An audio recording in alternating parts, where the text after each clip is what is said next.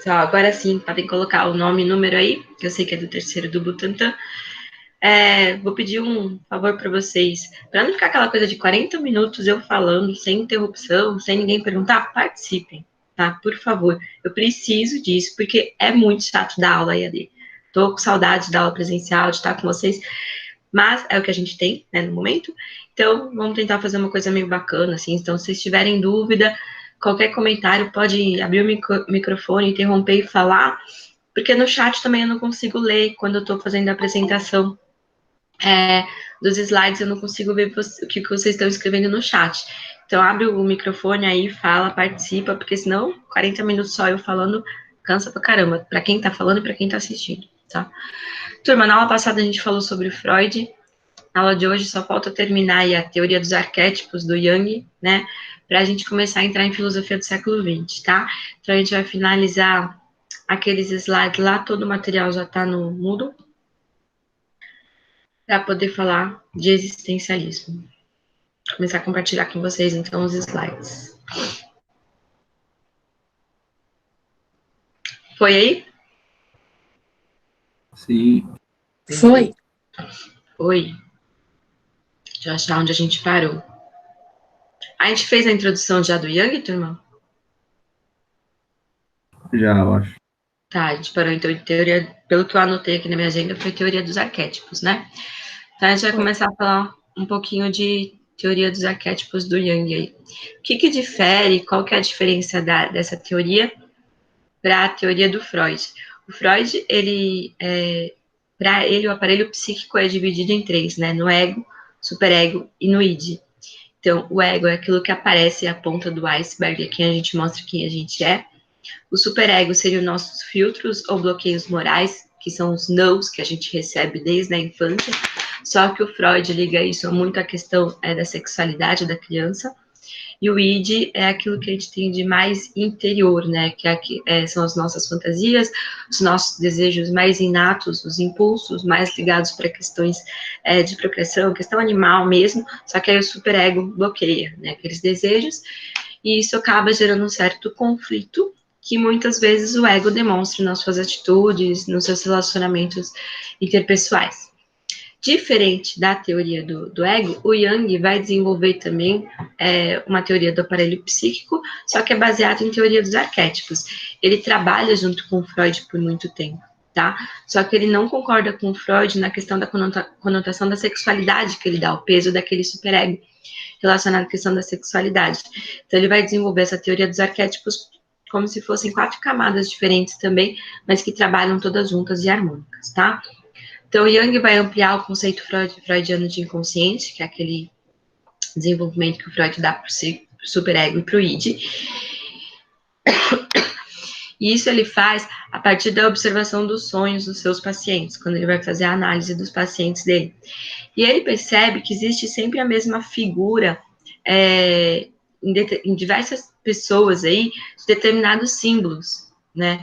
E ele percebe que esses símbolos fazem parte quase que de uma hereditariedade cultural das pessoas. Então, vocês vão entender isso aí com o exemplo dos astecas, tá?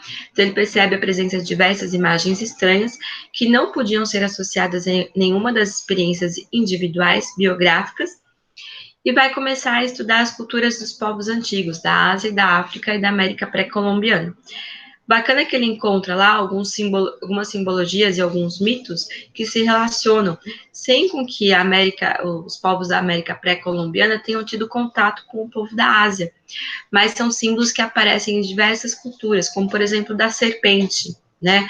A gente encontra a imagem da serpente como um símbolo deixa eu colocar o aluno que chegou atrasado aqui.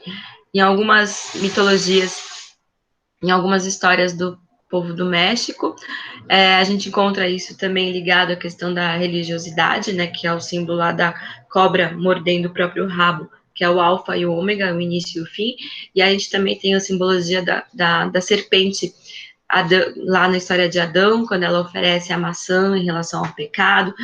Então, a serpente é um símbolo que aparece em diversas culturas, mesmo com que essas culturas não tenham tido contato uma com as outras em relação ao tempo e ao espaço diferente também. Então, ele começa a perceber que tem essa simbologia que se repete em diversas expressões culturais, tá? E coincidiam com os sonhos desses seus pacientes. Então, ele vai fazer uma pesquisa em relação a isso, o que isso significa. Então, a gente tem aqui alguns exemplos, né? Que é à esquerda, eu primeiro vou ver a imagem, tá, pessoal? Então, à esquerda, aí a gente tem a escultura em pedra com representação de Xilcauhtli, que é a serpente do fogo dos astecas, então a imagem da serpente, né?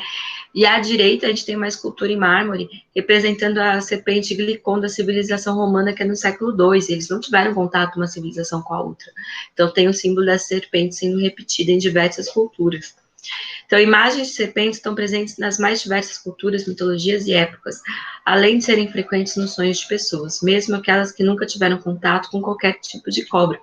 E aí, quando a pessoa sonhava com uma serpente, né, o Freud dava muita interpretação dos sonhos, falava da questão da traição, né, estava ligado com uma coisa ruim. Só que o Jung percebe que não, né, que isso não tem nada a ver. E aí ele vai desenvolver essa teoria dos arquétipos. E o que é um arquétipo, então? Então, é um modelo, um protótipo universal, né, que está presente em todas as culturas aí, um conteúdo do inconsciente coletivo, tá? Faz parte do inconsciente de todos os seres. Só que a gente consegue trazer esse inconsciente coletivo nos nossos sonhos, acabam se encontrando aí. Por isso que algumas pessoas costumam sonhar com os mesmos símbolos, mesmo não tendo tido contato, mas que já faz parte desse inconsciente coletivo, segundo o Jung, tá? Que é um conjunto de percepções de ações gravadas no inconsciente coletivo e transmitidas hereditariamente a toda a humanidade. Então, em algum momento ali, tem esse contato, sim, com esse símbolo. Pode não ter sido de maneira consciente, mas tem, tá? Então, é uma forma de expressão do inconsciente coletivo que, por sua vez, se materializa nos símbolos. A partir dessa percepção, ele vai desenvolver o seu campo da psique aí, como que ela vai funcionar, tá? Então, Jung, ele conclui que se tratava de imagens primordiais que constituem os pensamentos e sentimentos mais antigos, gerais e profundos aí da humanidade. Possui vida própria e independente. É um caráter impessoal e universal. Então, esse símbolo já estava aqui antes de nós, vai continuar existindo depois de nós. Tá? Então, ele tem essa questão da universalidade, tanto em relação ao tempo, como em relação ao espaço também. E aí ele vai formular uma tese que existe uma linguagem comum a todos os seres humanos, de todos os tempos e lugares da Terra, formado por essas imagens, ou conteúdos simbólicos muito primitivos que refletem algo como a história evolutiva da nossa espécie. Vividos de maneira não consciente por todas as pessoas, esses arquétipos, que são esses protótipos, formam, segundo Jung, o extrato, uma camada mais profunda da psique humana. Então, está em nós, está lá guardadinho, está no nosso inconsciente, que é o inconsciente coletivo. O inconsciente coletivo é, então, um conjunto universal de predisposições para perceber, pensar e agir de determinadas maneiras, mas que também sustentam a ação criativa, pois, segundo Jung, aí constituiria a base sobre a qual se assentam os grandes pensamentos e obras-primas da humanidade.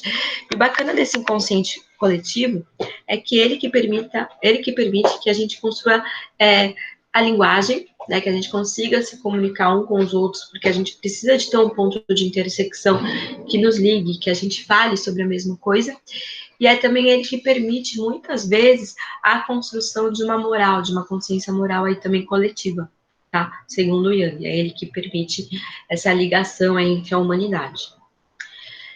Então, quais são esses 4 tipos de arquétipos principais que vão constituir, então, a psique humana, tá? O ser humano aí.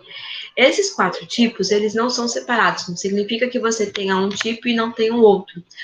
Segundo Jung, todos nós temos os 4. Só que o principal arquétipo aí, que a gente vai falar um pouquinho dele, o self, que mistura esses 4 tipos, que faz a mistura, né, a liga da nossa personalidade. E aí, muitas vezes, um arquétipo se sobressai mais do que o outro, tá? Mas todo mundo tem esses 4 tipos de arquétipos, segundo o Jung. Então, o primeiro tipo de arquétipo aí é aquele que a gente mais usa, é o mais fácil de reconhecer, que é o arquétipo da persona, que a gente chama de máscara, uma máscara social. Então, é a fachada que a gente mostra aí na sociedade, no nosso meio em que a gente vive, para poder efetivar as relações sociais. Então, por exemplo, aqui agora eu estou usando a máscara, minha máscara social de professora, e vocês estão usando a máscara social de alunos, né? Quando a gente está entre os amigos, a gente usa uma máscara social diferente. Quando a gente está com os nossos familiares, eu uso uma máscara social diferente. E é isso que efetiva as nossas relações sociais. Se a gente usa máscara, a gente não mostra quem a gente é realmente, tá? Então, aí tem um ponto que o Jung já vai começar a perceber quando ele faz a psicanálise aí nos seus pacientes, tá? Que ele está usando também a máscara de paciente. Então, tem algo ali por trás daquela máscara que, através dessa análise que ele faz com seus pacientes, ele tenta buscar. Segundo tipo de máscara aí, de arquétipo que o Jung vai perceber que compõe a nossa psique. É o arquétipo do anima animus, que é o lado feminino da personalidade masculina e o lado masculino da personalidade feminina. Nos seus estudos aí, o Jung percebe que na natureza, quando o homem vivia solto na natureza, era um homem selvagem, aquele homem selvagem do Rousseau, por exemplo, não tinha essa distinção do que é próprio da mulher e o que é próprio do homem, né? Todos viviam juntos da mesma maneira e harmonicamente. O próprio Rousseau já coloca que a única diferença era a diferença da força física por conta da constituição da massa corporal, tá? Mas não diferença social, diferença de formas de pensar.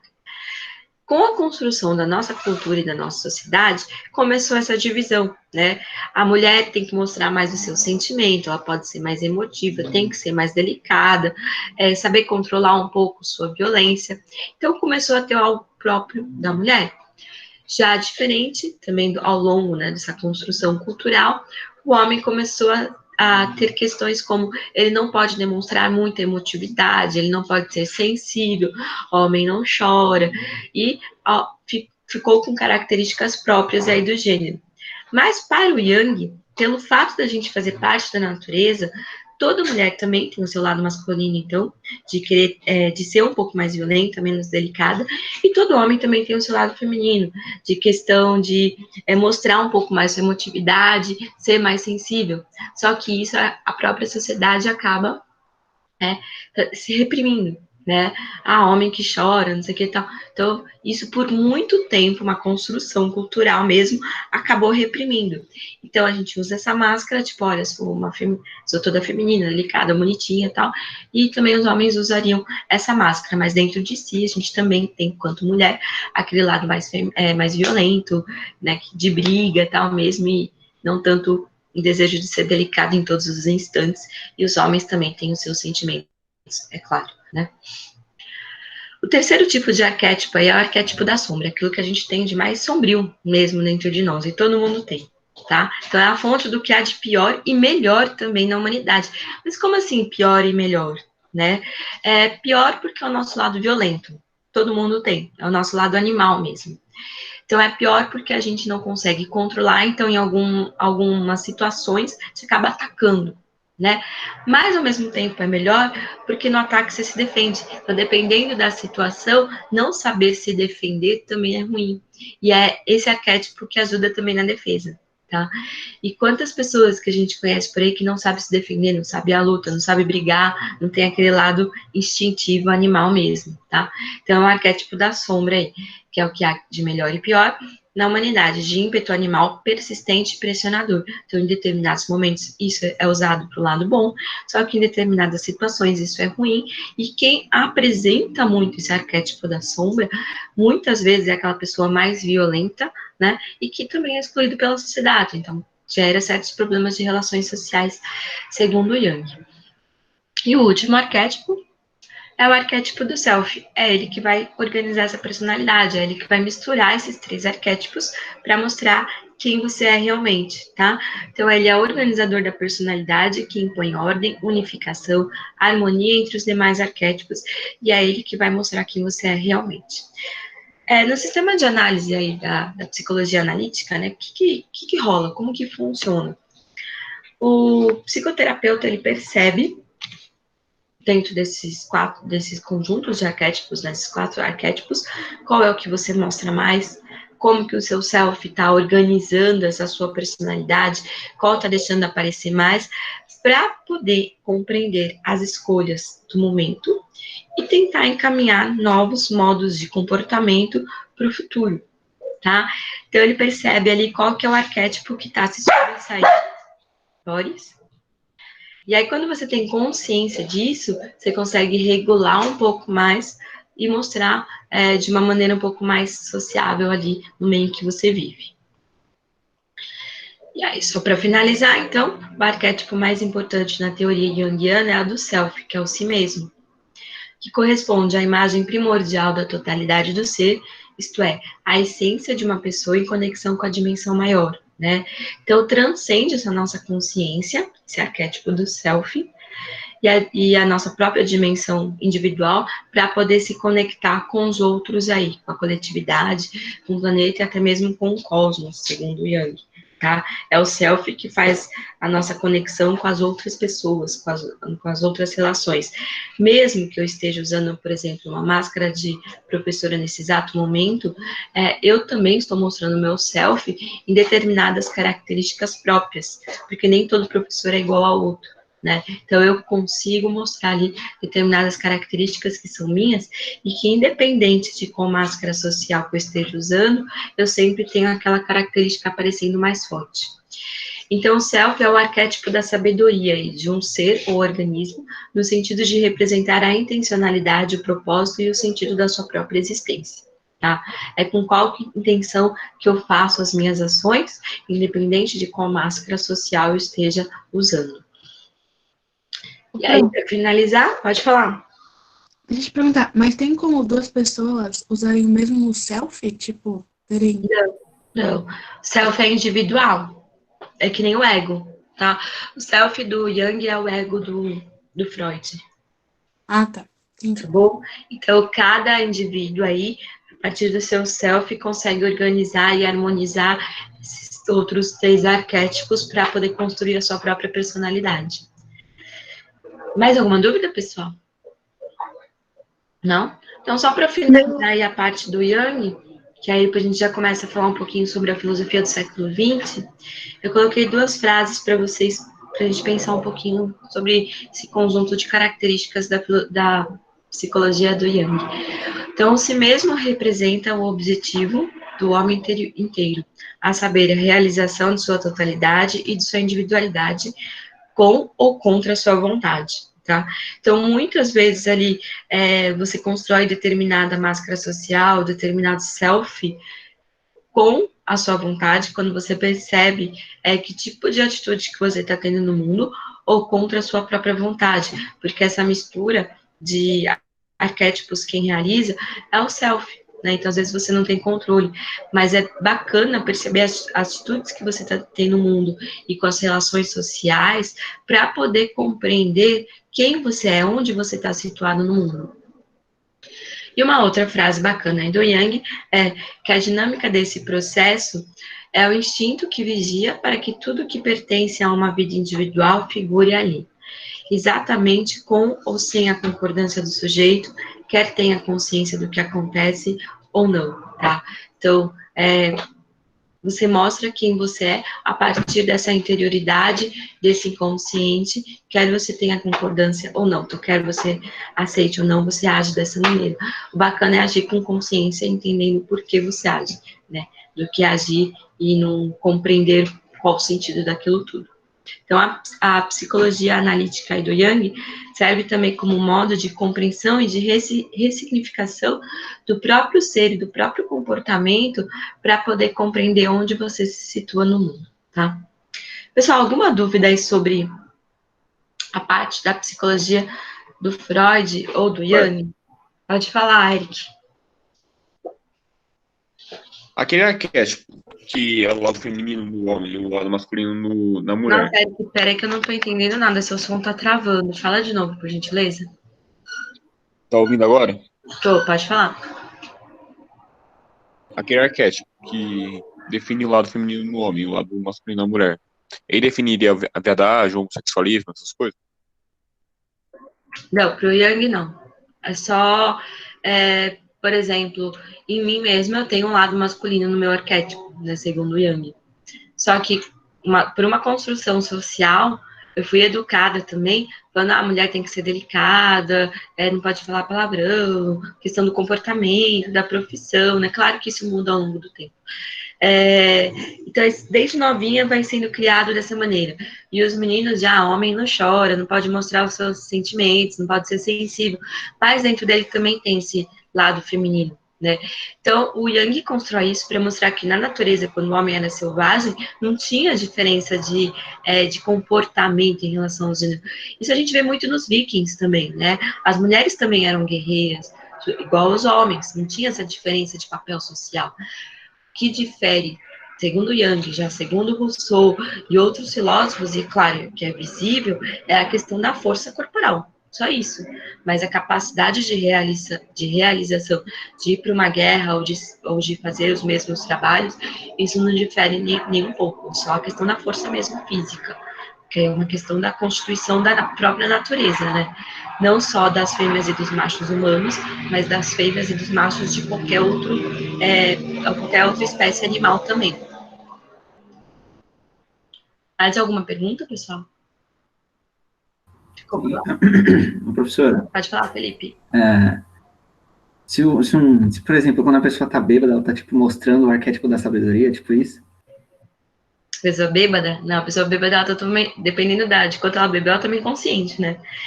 O bacana da bebida alcoólica, eu estava lendo alguns estudos, né? Só que eles são mais recentes do que o Jung e o Freud, então eles não trabalham muito essa questão. O Freud com o uso de cocaína, né?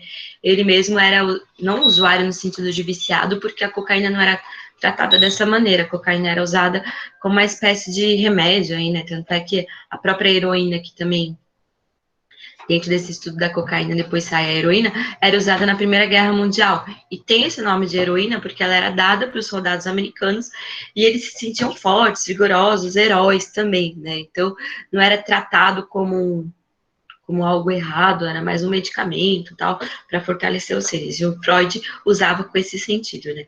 Mas eu estava lendo alguns estudos recentes que a bebida alcoólica, ela ativa determinadas partes do cérebro que a gente não consegue ativar de modo consciente, né? Então, quando a gente aprende uma segunda língua, a gente guarda numa parte do cérebro, da memória, que não é a mesma parte do que a língua materna, da língua que a gente nasceu, né? Por exemplo, eu estudei alemão, eu vou guardar em outra parte, não na mesma parte do que o português. A bebida alcoólica ativa essa parte da memória, ativa essa parte do cérebro. Então, por isso que muita gente fala, eu falo inglês melhor quando eu tô bêbada. Não, você não fala inglês melhor quando você tá bêbado. É que você ativa melhor aquela memória onde você guarda essa segunda língua, segunda, terceira, quarta ou quinta língua que você aprende. Que é um lugar diferente da língua materna, onde a língua materna fica guardada. Então, mas, assim, em relação à bebida mesmo, o Jung não tem nenhum trabalho, não que eu me lembro. Sei, certo. Então faz um pouco de sentido, deu para entender. Porque quando a pessoa tá bêbada, ela não tá totalmente consciente de si, né? Dependendo da quantidade que ela bebe. Então, às vezes ela chega a ficar até inconsciente, né? Pessoal, mais alguma pergunta aí? Se uma pessoa sofre um acidente e perde memória, tipo, pode acontecer de mudar a personalidade? Tipo, as pessoas, sabe, aquelas pessoas que mudam e não lembram quem são, e aí, sei lá, elas mudam o jeito que foi e elas vão acreditando naquilo que as pessoas contam a elas. Sim. Então, ela meio que muda.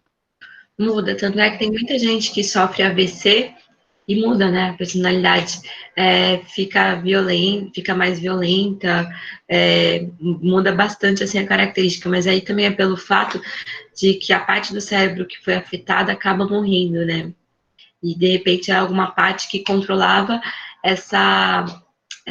que liberava um pouco mais de hormônios ligados à questão da felicidade, então isso pode acontecer, mas aí não é dentro da psique. Qual que é a diferença da psicologia com a psiquiatria, né? Porque a pergunta da Bia está mais ligada com a psiquiatria do que a própria psicologia.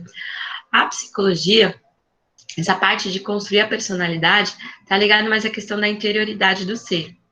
Claro que vai ter influência de hormônios, vão influenciar diretamente no seu tipo de comportamento, mas a parte hormonal e neurológica está ligado mais com a psiquiatria, tá? Porque aí é uma questão física mesmo.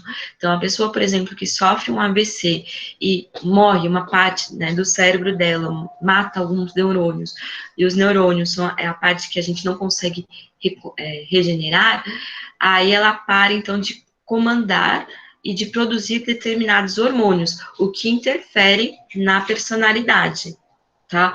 Mas não é porque alguma questão externa a ela influenciou na mudança daquele arquétipo, mas sim foi mais uma mudança química e física mesmo, ligada à questão da neurologia ou da psiquiatria, do que da psicologia. Deu para entender isso, Bia? Deu. Bia? Tá. Uhum. Porque assim, tem pontos de intersecção, né? Quando uma pessoa assim tá muito mal-humorada, nervosa, tal, não sei o quê, vai fazer um exame para poder detectar o que é, e nem o psicólogo ajuda, aí percebe que é porque tá com uma alteração de hormônios. Os hormônios mexem completamente com o nosso humor, né? O Aristóteles já falava isso na questão da busca da felicidade, né? Que os hormônios interferem no humor, que interferem no nosso modo de ser. Por isso que era necessário para o Aristóteles conhecer os hormônios e os humores, que para ele eram 4, né? O sanguíneo, o fleumático, a bilis negra e a bilis amarela, para poder entender o seu próprio comportamento e viver de maneira ética na sociedade. Então, a psicologia, quando trabalha junto com a psiquiatria, é exatamente para isso, para entender quais são os hormônios que estão alterados, para alterar o seu comportamento, para poder compreender aquele tipo de atitude. Falta de vitamina D interfere completamente no humor da pessoa. Então, aí não significa que ela está usando uma outra máscara social, um outro tipo de arquétipo, mas sim que ela está com um problema hormonal mesmo, né? Então, pessoal, mas é legal essa parte, né? Mas é bem complexo, assim, porque tem questões que Bem legal. com a própria biologia, né? Em filosofia, a gente estuda pouco de psicologia. A gente passa muito rápido pelo Freud e pelo Jung, porque é só para ver como que esses conceitos vão influenciar na filosofia do século XX, tá? E como também ela surge da própria filosofia, mas ela surge e se separa, né? E aí vai seguir sozinha a psicologia a partir do Freud e do Jung. Mas eu fiz psicologia da educação, então aí tem umas questões aí que se conectam, né? Não é à toa, por exemplo, que quando eu peço para vocês mapa conceitual, né? Por que eu falo, insisto em mapa conceitual e acho importante vocês usarem isso em todas as disciplinas. Quando você liga uma imagem, um desenho, com algo que você está aprendendo, você lembra muito mais aquilo que você aprendeu. Então, isso serve para todas as matérias. Então, a importância de um mapa, a questão de cores, de imagens mesmo, nem que seja um desenho, pode ser um triângulo, né? Mas você ligar a matéria com aquela imagem, a parte da memória que você ativa para guardar e também para poder aprender tudo aquilo que você está escrevendo, é bem melhor que quando você só ouve alguém falar, né? Então, tem diversos métodos aí dentro da psicologia que também influenciam diretamente a própria metodologia da educação. Não é à toa que os professores falam também da questão da reelaboração. Quando você se apropria da matéria, quando você se apropria do conhecimento, algo que é seu, através de uma escrita sua, você guarda muito mais. Então, tem métodos ali que influenciam até mesmo no modo de estudo e de memorização da matéria e aprendizado também na matéria. Porque a ideia de escola não é só memorizar, né? É aprender mesmo, você se apropriar daquilo que você está aprendendo. Então, o mapa conceitual não é à toa que eu insisto nele. E serve para todas as matérias, pessoal. Vocês vão ver que vocês guardam muito mais, tá? Alguma dúvida sobre isso? Não? Tudo bem, então, Acho que tá.